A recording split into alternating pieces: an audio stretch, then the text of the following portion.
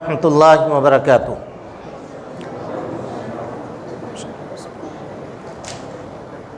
الحمد للہ رب العالمین والعاقبۃ للمتقین وأصلی وأسلم علی المبعوث رحمۃ للعالمین۔ اللہم لا علم الا ما علمتنا وزدنا علما یا کریم۔ حاضرین گرامی، دوستو، بزرگوں اور ساتھیوں، اللہ رب العالمین کا ارشاد ہے سیقول السفہاء من الناس ما ولاہم عن قبلتہم التی کانوا علیہا قل للہ المشرق والمغرب یہدی من یشاء الی صراط مستقیم۔ یہ آیت کریمہ جناب محمد رسول اللہ صلی اللہ علیہ وسلم کے اوپر مدینہ منورہ میں نازل ہوئی، اور اس سلسلے میں امام بخاری رحمۃ اللہ علیہ اپنی صحیح کے اندر روایت نقل کرتے ہیں، کہتے ہیں کہ اللہ کے نبی صلی اللہ علیہ وسلم جب ہجرت کر کے مدینہ منورہ تشریف لائے تو ہجرت کے 16 مہینے تک یا 17 مہینے تک مسلمانوں کا جو قبلہ تھا وہ قبلہ بیت المقدس تھا۔ کون سا قبلہ تھا؟ بیت المقدس۔ کہاں ہے یہ؟ فلسطین میں یہ مسلمانوں کا قبلہ تھا۔ تو اللہ کے نبی صلی اللہ علیہ وسلم جب مکۃ المکرمہ میں تھے تو آپ خانہ کعبہ کو بھی اپنے سامنے رکھتے اور بیت المقدس کو بھی سامنے رکھتے۔ دونوں قبلوں کو سامنے رکھ کر کے نماز پڑھنا نبی صلی اللہ علیہ وسلم کے لیے آسان تھا۔ تو مکے میں جب تک آپ نماز پڑھتے رہے ان دونوں قبلوں کی طرف رک کر کے نماز پڑھتے رہے، لیکن جب آپ مدینہ آ گئے تو مدینے میں خانہ کعبہ مدینہ منورہ سے جنوب کے جانب ہے، دکھن کے طرف، اور بیت المقدس جو ہے وہ اتر کے طرف ہے، دونوں اپوزٹ۔ تو ایسی صورت میں اگر بیت المقدس کی طرف رخ کیا جائے تو خانہ کعبہ کی طرف پیٹھ ہے، اور خانہ کعبہ کی طرف رخ کیا جائے تو بیت المقدس کی طرف پیٹھ ہے۔ ممکن نہیں تھا، اور اللہ کے نبی جناب محمد رسول اللہ صلی اللہ علیہ وسلم کی خواہش تھی کہ اللہ رب العالمین قبلے کو تبدیل کر کے قبلہ ابراہیمی مسلمانوں کا قبلہ بنا دے۔ اسی کو اللہ رب العالمین نے بیان کیا ہے، کہا قد نرى تقلب وجهك في السماء۔ اے اللہ کے نبی صلی اللہ علیہ وسلم، ہم دیکھتے ہیں کہ آپ قبلے کی تبدیلی کی چاہت میں اپنی نگاہوں کو بار بار آسمان کی طرف اٹھاتے ہیں۔ فَلَنُوَلِّيَنَّكَ قِبْلَةً تَرْضَاهَا، تو اب ہم آپ کو پھیر دیتے ہیں اس قبلے کے جانب جس قبلے کو آپ پسند کرتے ہیں۔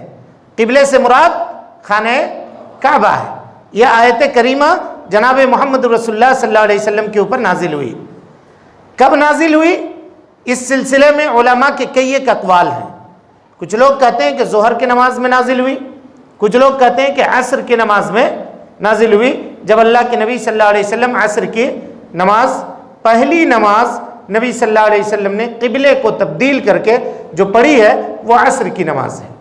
بہرحال نماز سے جب آپ فارغ ہوئے تو نبی صلی اللہ علیہ وسلم کے پاس نماز پڑھنے والے ایک صحابی یہاں سے نکل کر جاتے ہیں اور ظہر کے وقت میں مسجد قباء میں پہنچتے ہیں۔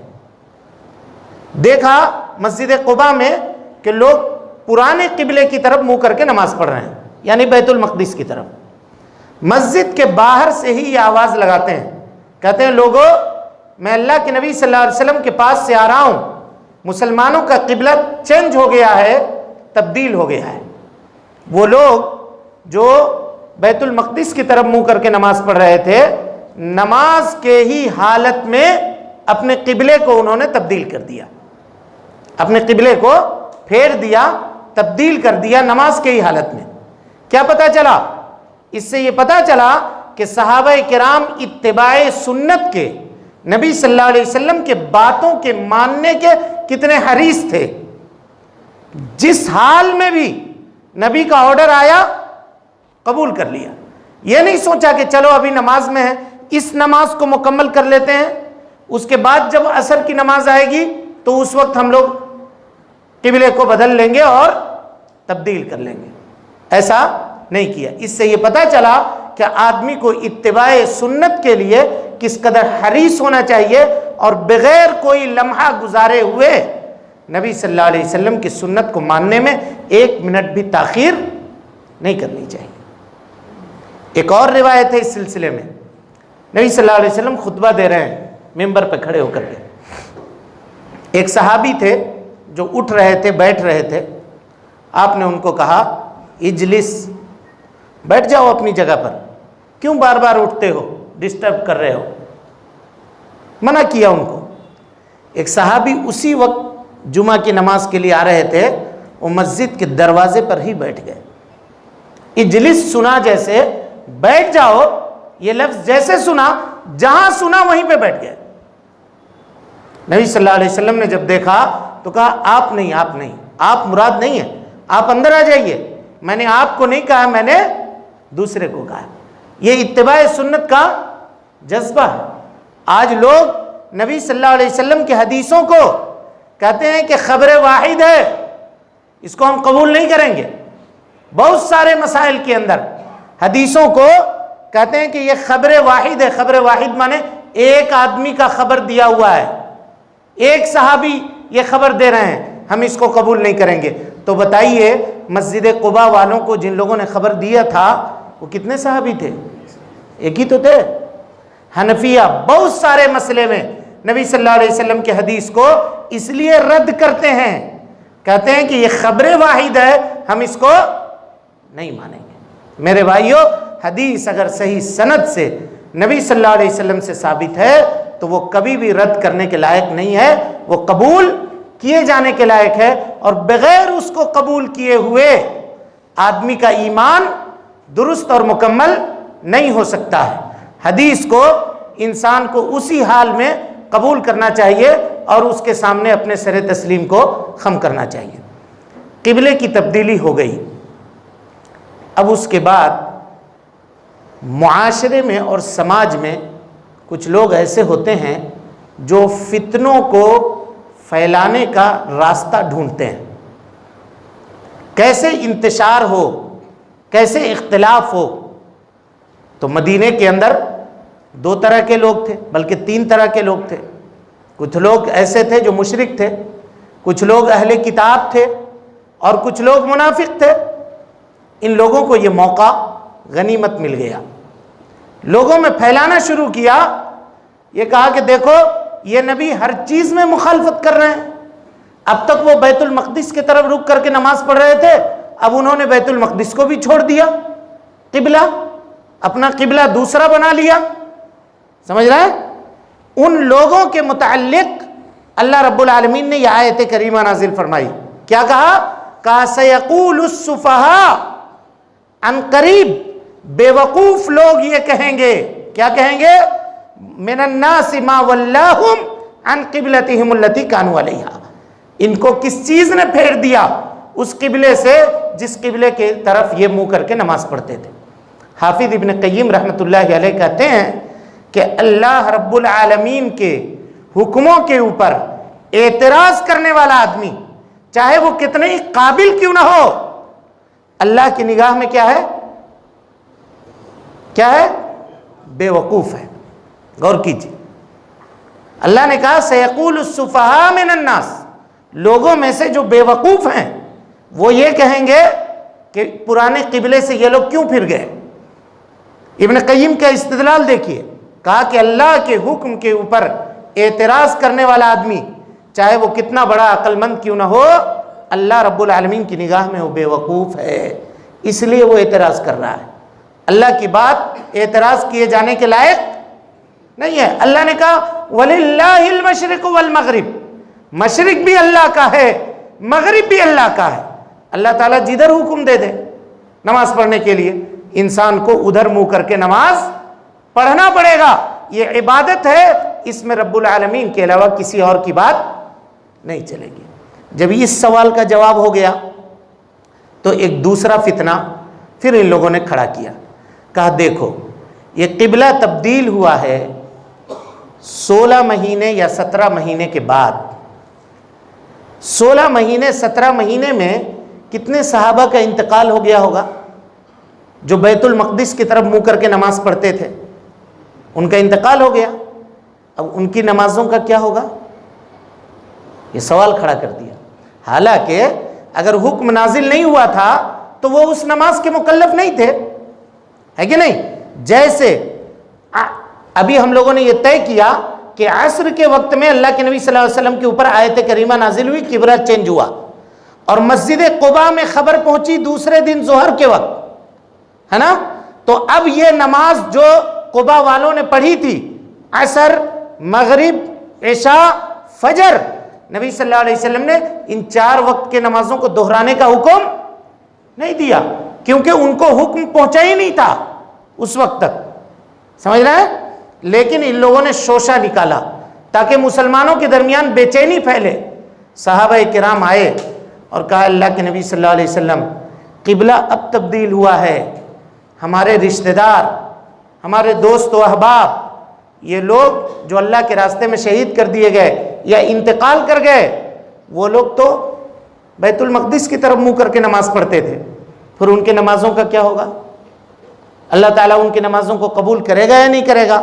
تو اللہ تعالیٰ نے آیت کریمہ نازل کی، کہا وَمَا كَانَ اللَّهُ لِيُضِيعَ إِيمَانَكُمْ، اللہ رب العالمین تمہارے ایمان کو ضائع نہیں کرے گا، ایمان کو ضائع نہیں کرے گا۔ ایمان سے مراد صلاتکم، تمہاری نمازوں کو، یعنی اللہ رب العالمین نے نماز کو کیا کہا؟ نماز کو کیا کہا؟ ایمان کہا۔ اسی لیے علماء کہتے ہیں کہ جس کی نماز نہیں اس کا ایمان نہیں، کیونکہ اللہ تعالیٰ نے نماز کو ایمان سے تعبیر کیا ہے۔ سوال ہے کہ اللہ کے نبی صلی اللہ علیہ وسلم میرے نمازوں کا کیا ہوگا؟ ان نمازوں کا جس کو ہم نے بیت المقدس کی طرف منہ کر کے پڑھا ہے، یا میرے ان رشتہ داروں کا جو دنیا سے رخصت ہو گئے۔ اللہ رب العالمین نے کہا وَمَا كَانَ اللَّهُ لِيُضِيعَ ایمانکم، اللہ رب العالمین تمہارے ایمان کو ضائع نہیں کرے گا، یعنی صلاتکم، تمہارے نمازوں کو ضائع نہیں کرے گا۔ اسی سے استدلال کر کے علماء کہتے ہیں کہ جو آدمی نمازی نہیں ہے وہ آدمی ایماندار نہیں ہو سکتا، کیونکہ نماز کو اللہ نے ایمان کا نچوڑ بتایا ہے۔ کل ایمان نماز کو کہا ہے اس آیت کے اندر۔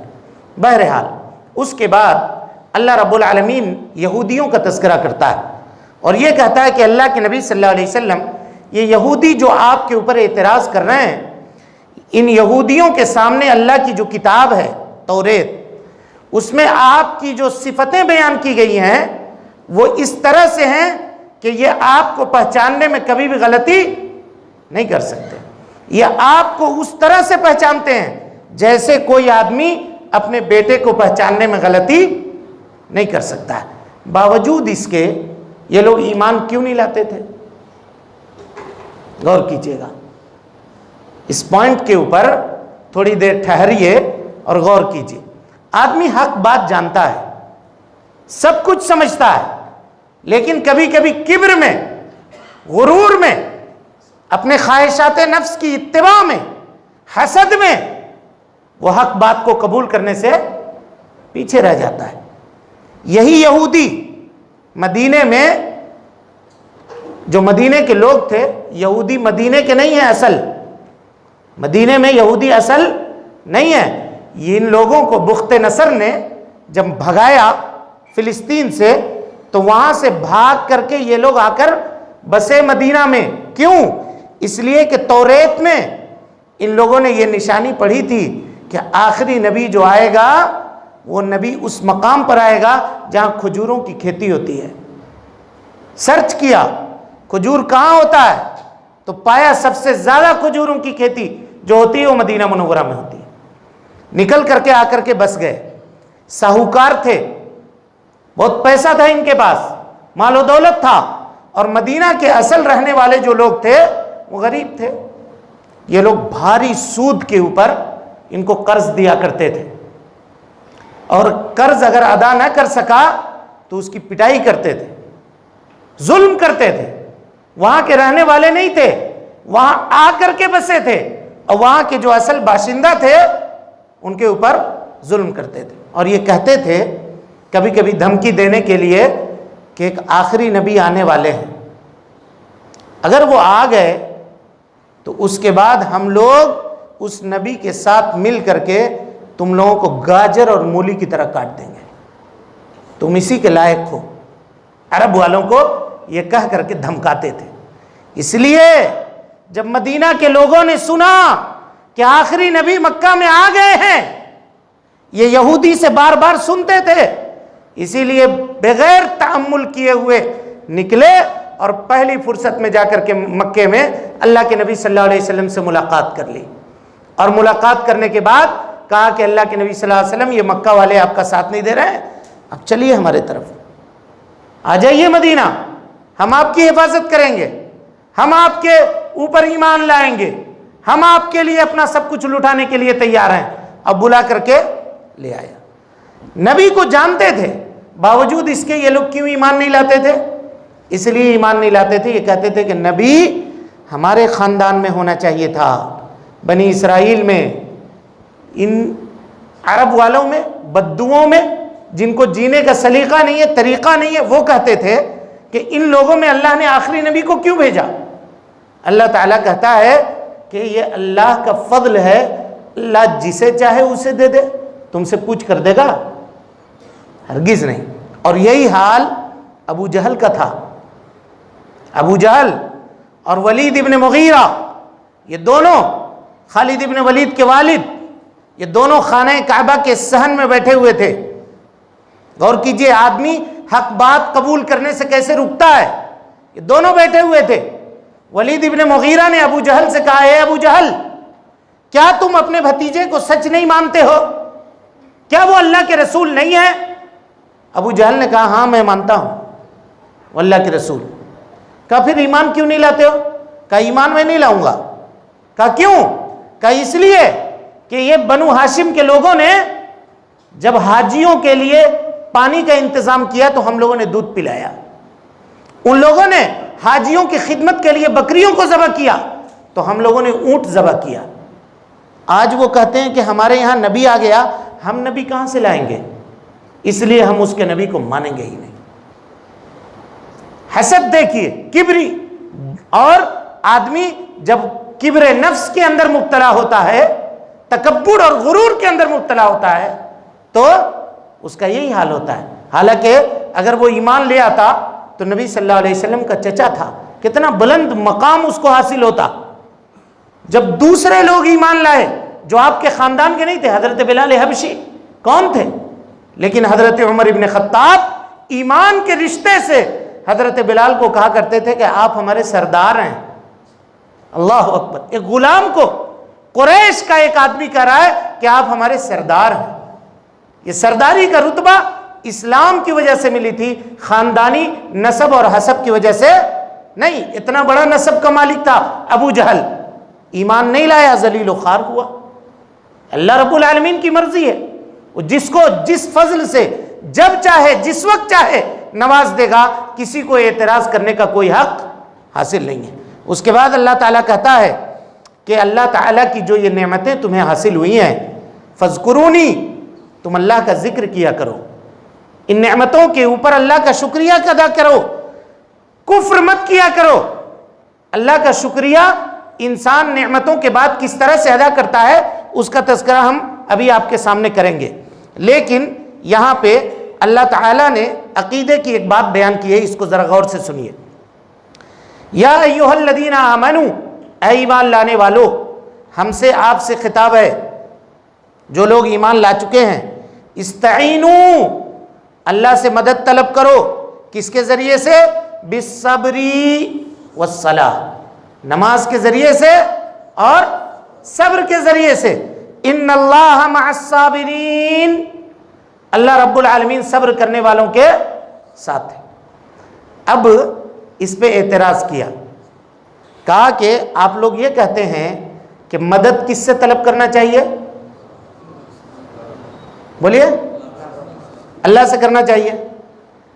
ابھی ہم لوگوں نے سورہ فاتحہ میں پڑھا ایاک نعبد وَإِيَّاكَ نَسْتَعِينُ، اے اللہ ہم تیری عبادت کرتے ہیں، تجھی سے مدد طلب کرتے ہیں۔ پھر یہاں اللہ تعالیٰ کہہ رہا ہے نماز سے اور صبر سے مدد طلب کرو۔ تو نماز اور صبر یہ اللہ ہے کہ غیر اللہ ہے؟ بولیے۔ کلپ ہے یوٹیوب کے اندر موجود، اس کا جواب دے رہا ہوں، غور سے سنیے گا۔ یہ عالم یہ بڑے بڑے پگڑی باندھ کر کے بہت اسٹیج لگا کر کے بولتے ہیں، یہ لوگ وہابی کہتے ہیں اللہ سے مدد مانگو۔ یہاں اللہ تعالیٰ تو قرآن میں کہہ رہا ہے نماز سے مدد مانگو، صبر سے مدد مانگو، اور اسی میں جوڑ دیا مزار سے مدد مانگو، بزرگ سے مدد مانگو، پیر سے مدد مانگو، ولی سے مدد مانگو۔ تو کیا غلط ہوا؟ نماز اور صبر یہ اللہ ہے کہ غیر اللہ ہے؟ غیر اللہ۔ تب کیا کہیے گا؟ اگر علم نہیں ہوگا تو اس کے دھوکے میں آ جائیے گا۔ سمجھ میں آ رہی بات؟ اس کے دھوکے میں آ جائیے گا۔ اللہ رب العالمین کہہ رہا ہے سب سے پہلی بات اللہ کی ملکیت ہے، اللہ کی بادشاہت ہے۔ اللہ جس چیز سے مدد مانگنے کا حکم دے دے اس پہ کسی کو اعتراض کا کیا حکم ہے؟ رہی بات کہ تم کہتے ہو ولی سے مدد مانگنے، تو دلیل لاؤ۔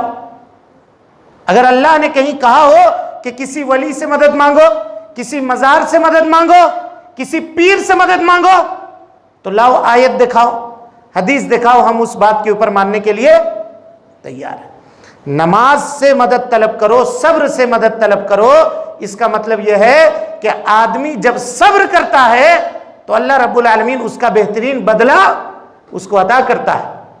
اس کی مثال دیکھیے، ام سلمہ کہتی ہیں ابو سلمہ رضی اللہ عنہ کا جب انتقال ہو گیا تو انہوں نے ان کے انتقال کے بعد یہ دعا کی، کہا انا للہ و انا الیہ راجعون، اللہم اجرنی فی مصیبتی واخلف لی خیرا منہا۔ اے اللہ رب العالمین مجھ کو اس مصیبت سے پناہ میں دے اور اس سے بہتر ہم کو عطا کر۔ شوہر کا انتقال ہوا تھا، ام سلمہ کہتی ہیں ابو سلمہ سے بہتر شوہر مجھ کو کون ملتا؟ ان کے خواب و خیال میں بھی نہیں تھا، لیکن دعا کر دی انہوں نے۔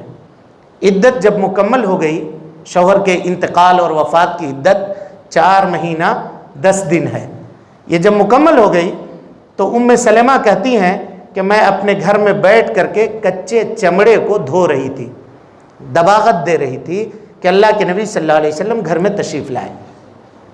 جلدی سے میں ہاتھ دھو کر کے نبی صلی اللہ علیہ وسلم کے پاس حاضر ہوئی، اور نبی صلی اللہ علیہ وسلم نے نکاح کا پیغام مجھ سے بھیجا۔ کہا تب اس دعا کے مفہوم کو مجھے سمجھ میں آیا، اس وقت میں نہیں سمجھ رہی تھی کہ ابو سلمہ سے بہتر کون ہوتا ہے۔ اللہ کے نبی صلی اللہ علیہ وسلم نے ابو سلمہ کے بدلے میں اللہ رب العالمین نے نبی صلی اللہ علیہ وسلم کو میرا شوہر بنا دیا۔ یہ ہے صبر۔ اور اسی طریقے سے ام المومنین عائشہ رضی اللہ تعالی عنہ کی وفات ہو گئی مدینے میں۔ حضرت عبداللہ ابن عباس چل کر کے جا رہے تھے کہیں، کسی نے خبر دیا کہ ام المومنین کا انتقال ہو گیا ہے۔ سواری سے نیچے اترے اور نماز کی نیت باندھ لی۔ نماز سے جب فارغ ہوئے تو پوچھا ان سے صحابی نے کہ ہم آپ کو ام المومنین کے انتقال کی خبر دے رہے ہیں اور آپ نماز پڑھ رہے ہیں۔ کہا کیا تم نے قرآن مجید میں اللہ کی آیت نہیں پڑھی یا ایھا الذین آمنوا استعینوا بالصبر والصلاۃ؟ اس سے بڑی مصیبت اور کیا ہو سکتی ہے کہ ام المومنین کا انتقال ہو گیا ہے۔ ہم اللہ رب العالمین سے صبر کے ذریعے سے اور نماز کے ذریعے سے مدد طلب کر رہے ہیں، یہ مراد ہے۔ اس سے یہ مراد نہیں ہے کہ نماز سے مدد طلب کرو، بلکہ نماز کے ذریعے سے اللہ سے مدد کرو۔ نماز کس کے لیے پڑھتا ہے آدمی؟ صبر کس کے لیے کرتا ہے آدمی؟ اللہ رب العالمین کے لیے صبر کرتا ہے۔ اصل جو مدد طلب کرنا ہے وہ اللہ سے کرنا ہے، لیکن ذریعہ کس کو بنانا ہے؟ صبر کو اور نماز کو، تیسرا اور کسی چیز کو نہیں۔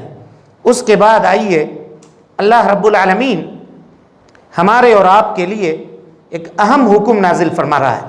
احکام کی جو آیتیں ہیں، ہم زیادہ تر ان آیتوں کو آپ کے سامنے لے رہے ہیں تاکہ مسائل کا احاطہ زیادہ سے زیادہ ہو سکے۔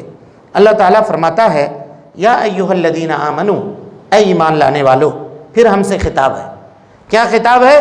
کلوا من طیبات ما رزقناکم، وہ پاکیزہ چیزیں کھاؤ جو ہم نے تم کو روزی کے طور پر عطا کی ہے۔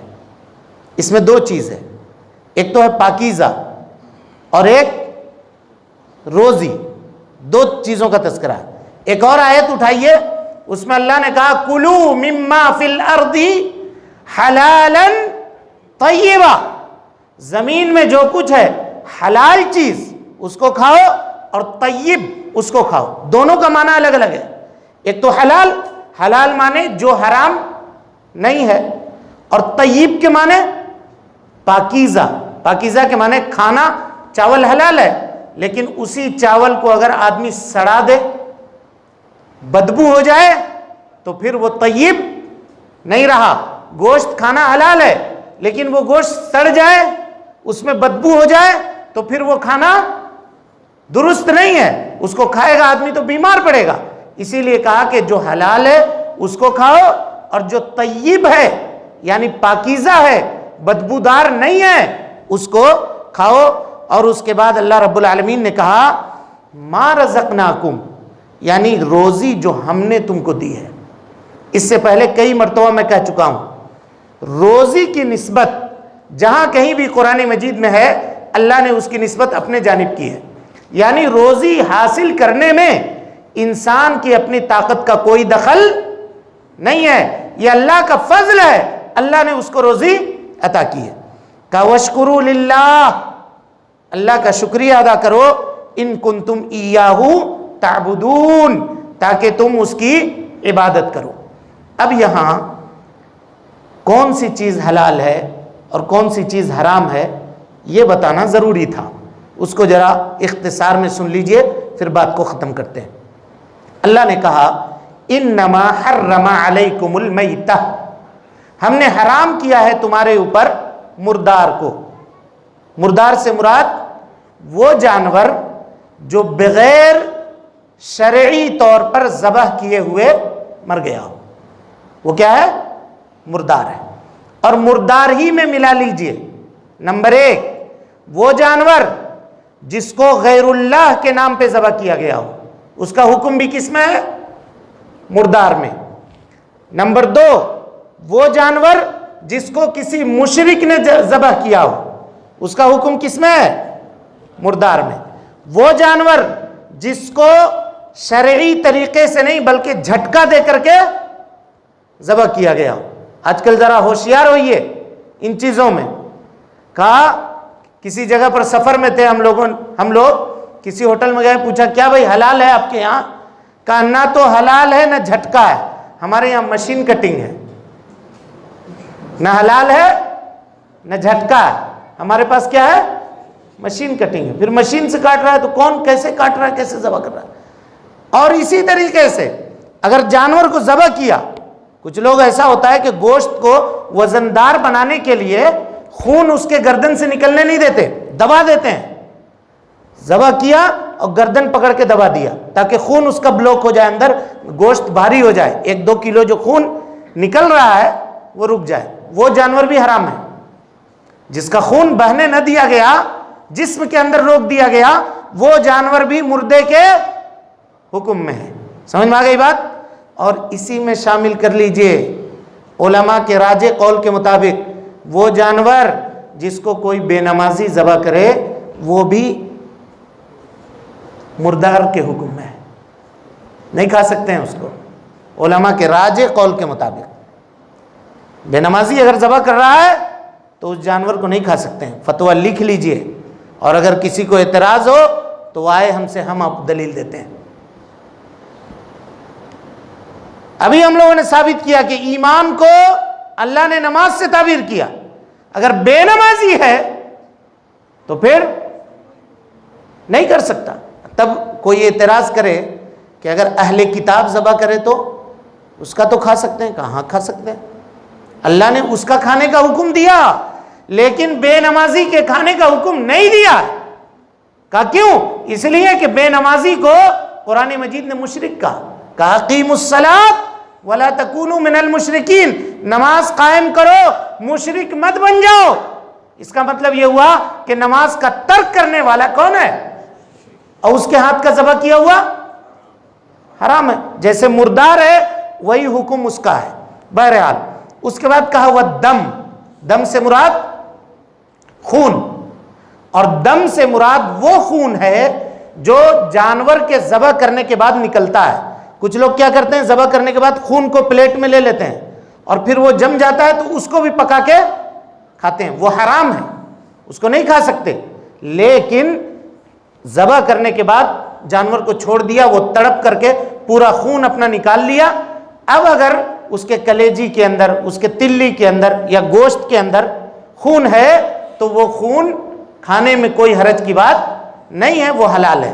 یعنی جانور ذبح کرنے کے بعد کوئی آدمی کلیجی نکالے اور بغیر دھوئے ہوئے اس کو کاٹ کر کے اگر پکا لے یا ڈائریکٹ پکا لے اور کھا لے، اس میں درا حالے کہ اس میں خون ہو تو اس میں کوئی حرج کی بات نہیں ہے، کیونکہ خون کا وہ حصہ معاف ہے اور حلال ہے۔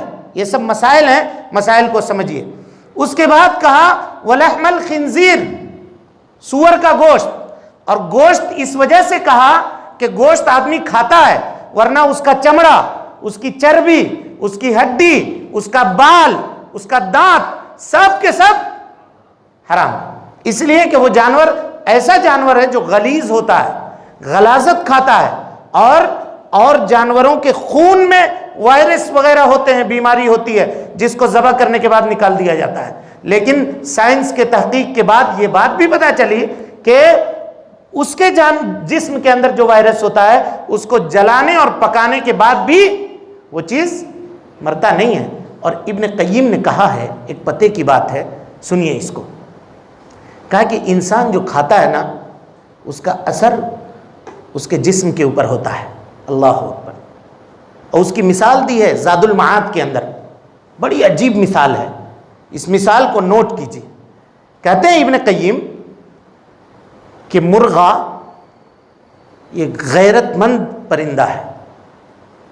کیسے غیرت مند ہے دیکھیے، اگر ایک گاؤں میں ایک گھر میں مرغا ہے اور اگر کوئی مرغا باہر سے آ گیا وہ اس کو کبھی بھی وہاں رہنے نہیں دے گا، مار کر کے خون ہو جائے گا، اس کو بھگا دے گا وہاں سے، کوشش کرے گا۔ غیرت ہے اس کے اندر کہ ہم جہاں ہیں یہاں پھر کوئی دوسرا نہیں آ سکتا، یہ غیرت اللہ نے اس کے اندر رکھی ہے، اسی لیے اس کو حلال کیا، اور اس کے کھانے والے لوگ غیرت مند ہوتے ہیں۔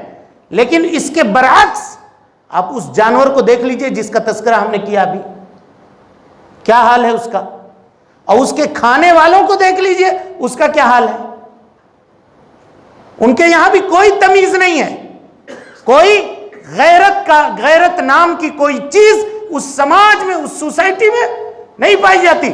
وہ اپنی ضرورت پورے کرنے کو کھانے اور پینے سے تعبیر کرتے ہیں، کہتے ہیں جیسے کھانا پینا انسان کے لیے ضروری ہے ویسی وہ ضرورت پوری کرنی ضروری ہے، چاہے وہ کسی سے بھی پوری کر لے، کوئی حرج کی بات نہیں ہے۔ یہ بے غیرتی ان کے اس کھانے سے آئی ہے جس سے اسلام نے ہم کو اور آپ کو روکا اور منع کیا ہے۔ یہ کتنا پاکیزہ دین ہے جس کے ہم اور آپ ماننے والے ہیں، اس کی ایک جھلک آپ کے سامنے اس آیت کے اندر مل رہی ہے۔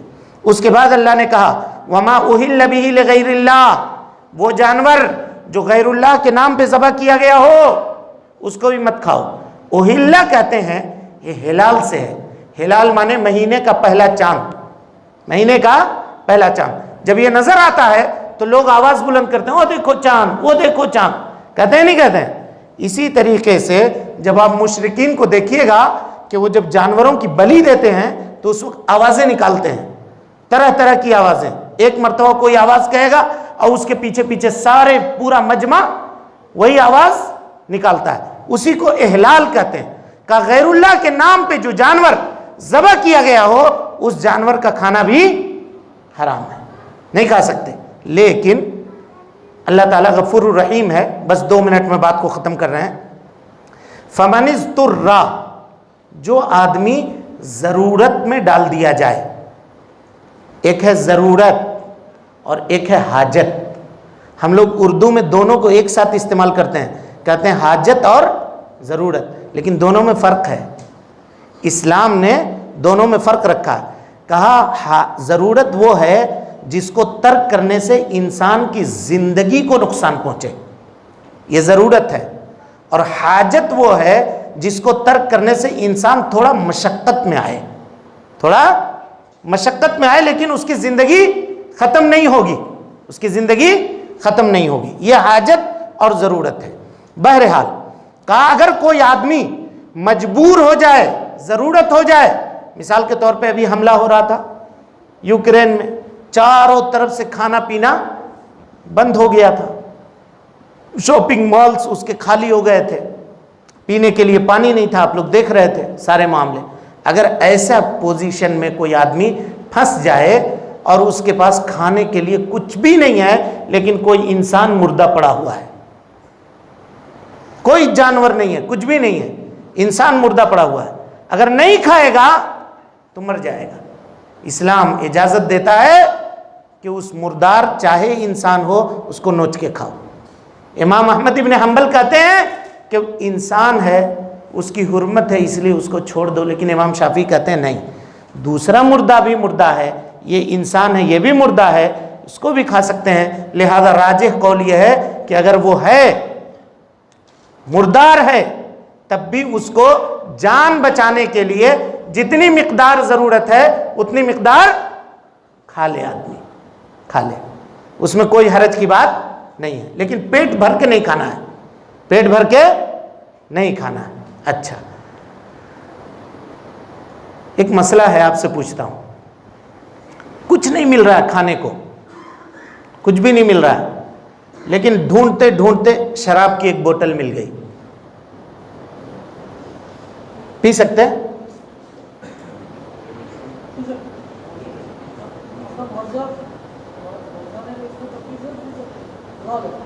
بولیے. پیاس ایسی لگی ہوئی ہے کہ زبان نکل رہی ہے باہر، پی سکتے نہیں پی سکتے؟ نہیں پی سکتے. بولیے گا وہاں مردار کھا سکتے؟ اچھا، کیوں نہیں پی سکتے؟ اس لیے نہیں پی سکتے کہ شراب پیاس نہیں بجھاتی ہے، شراب پیاس بڑھاتی ہے. شراب پینے والے کو دیکھیے گا، پانی پیے گا بار بار. نشہ کرنے والا آدمی نشہ کرنے کے بعد جسم اس کا سوکھتا ہے، ڈی ہائیڈریٹ ہوتا ہے، اس کو پانی کی ضرورت پڑتی ہے. پیاسا آدمی اگر شراب پیے گا تو اور پانی کی حاجت بڑھ جائے گی. وہ اس کی مثال بالکل ویسے ہی ہے کہ ہمارے پاس کھانا پانی کچھ بھی نہیں ہے، ایک بوتل زہر ہے رکھا ہوا، تو کیا جان بچانے کے لیے زہر پئیں گے؟ نہیں پئیں گے. اگر زہر پی لیا اب مر گیا تو خودکشی کی موت ہوئی، اور زہر نہیں پیا خود بخود مر گیا تو چلیے اس کی نیچرل موت ہوئی، وہ اللہ نے ویسے ہی اس کو لکھا تھا. سمجھ میں آ رہی بات؟ لیکن فرق سمجھیے گا. ایک آدمی کھانا کھا رہا ہے، روٹی کا ٹکڑا اٹھایا منہ میں ڈالا، اٹک گیا حلق میں ٹکڑا، اب وہ اندر جا نہیں رہا ہے، پانی کچھ بھی نہیں ہے. کوئی اگر بوتل بڑھا دے شراب کی کہ لو میاں اتار لو حلق نیچے، تو ایک گھونٹ پی کر کے وہ اٹکا ہوا کھانا نیچے اتار سکتے ہیں، اس میں کوئی حرج کی بات نہیں ہے. مسئلے کو سمجھیے گا. سمجھ میں آئی بات کہ نہیں آئی؟ وہاں جان بچانے کے لیے، پیاس سے بچنے کے لیے نہیں پی سکتے، لیکن پانی کہیں نہیں ہے. کھانا کھایا، بریڈ کھایا، منہ سوکھا ہوا ہے، بریڈ آ کر کے اٹک گیا حلق میں، تڑپ رہا ہے آدمی، نہیں نکل رہا. شراب کی بوتل ملا، ایک چلو اٹھا کر کے منہ میں ڈالا تاکہ وہ بریڈ نیچے چلا جائے پیٹ میں، تو ایسا کر سکتا ہے، لیکن پیاس سے بچنے کے لیے شراب کا استعمال نہیں کر سکتا ہے. یہ راجع مسئلہ ہے. اللہ تعالیٰ کہتا ہے ان اللہ غفور الرحیم، اللہ رب العالمین بخشنے والا ہے، مہربان ہے. اگر تم مصیبت میں پڑ جاؤ، پریشانی میں پڑ جاؤ، دقت میں پڑ جاؤ تو یہ کام کر سکتے ہو، اس میں تمہارا کوئی مواخذہ نہیں ہوگا. کیوں مواخذہ نہیں ہوگا؟ اس لیے کہ اللہ تعالیٰ بخشنے والا ہے، اللہ رب العالمین مہربان ہے. اب یہاں ایک اور بات بتا کے تاکہ بات ختم کر دیں. ایسے اس موقع پر اگر کوئی آدمی چوری کرتا ہے، بھوک مری کا عالم ہے، کچھ بھی نہیں ہے، میرے پاس کھانا ہے، آیا وہ اور میرے بغیر اجازت کے کھانا نکال کر کے وہ کھا لیا، تو اب اس کے اوپر اس کا ہاتھ نہیں کاٹا جائے گا، اس کا ہاتھ نہیں کاٹا جائے گا، لیکن میرا جو کھانا وہ کھایا ہے اس کی قیمت ہر جانا اس کو دینا پڑے گا۔